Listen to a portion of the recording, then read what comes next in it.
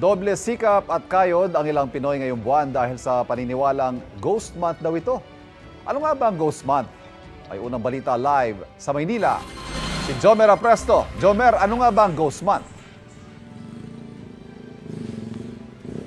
Ivan, good morning. Nandito ako sa Ilaya sa Divisoria sa Tondo, Maynila. At nagrereklamo na rito ang ilang tindera dahil sa matumal na benta ngayong buwan. Ang kanilang sinisising dahilan Ghost Month. Ano nga ba ito? Mahigit 4 na taon na raw kahera sa isang bake shop sa Ilaya si Ana. At tuwing sasapit daw ang buwan ng Hulyo o Agosto, mahina ang kanilang benta. Tinatawag daw ito ng mga Chinese na Ghost Month. Sa kabila nito, hindi raw sila pwedeng magsara. Ang Ghost Month ay pinaniniwalaan sa ilang bansa sa Asia. Base sa kultura at ayon na rin sa ilang feng shui expert, nagsisimula ito sa buwan ng Agosto, umaabot hanggang sa bahagi ng Setyembre. Sa panahong ito, sinasabing sabay-sabay bumubukas ang gate ng langit at impyerno, gayon din ang mga buhay. Pinaniniwalaan ng ilan na nagpapagala-gala raw ang mga espiritu at may kakayahan na makaapekto sa ating mga desisyon sa buhay. Ang tindera ng ukay-ukay na si Richelle naniniwala rin daw sa Ghost Month.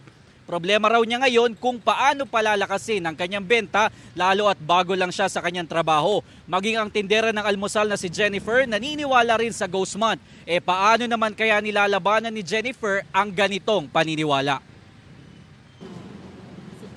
Yung Ghost Month, kasi nga August, kaya nandun daw yung mga yung paghirap. Ngayon pong Ghost Month, may na po yung aming cake, tinapay. Kasabihan po ng mga Chinese na kahit po kaunti, basta may kita. Medyo mahina ngayon Mahina ang bentahan ngayon kahit araw, gabi mahina din. Kasi inaasahan ako nung amo ko na makukuha ko yung in-expect niya magiging benta ko.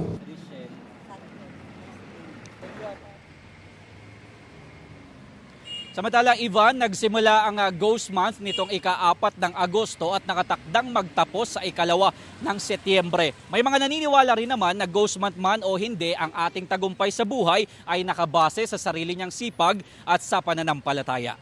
Yan ang unang balita mula dito sa Maynila. Ako po si Jomer Apresto para sa GMA Integrated News.